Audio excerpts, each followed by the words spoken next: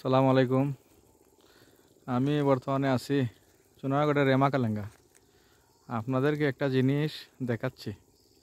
বাগানের ভিতরে যখন আমরা ঘুরছিলাম তখন হঠাৎ চোখে পড়লো একটা জায়গা থেকে পটু পানি উঠছে। দেখেন,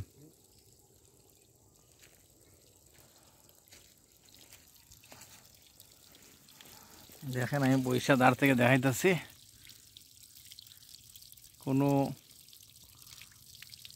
টিউবওয়েল নাই, এই যে ওটু ওটু পানি পড়তেছে। পানি খুবই সুস্বাদু। আমি খাইছি পানিটা খুবই সুস্বাদু এবং চমৎকার। খুবই সুস্বাদু পানি বাগানের ভিতরে। এটা হইল রেমাকালেঙ্গা অভয়ারণ্য। এই যে সাথে আমার ভাই আছে, সোনারগড়ে ভাই, ব্যারিস্টার সুমনের এলাকার ভাই।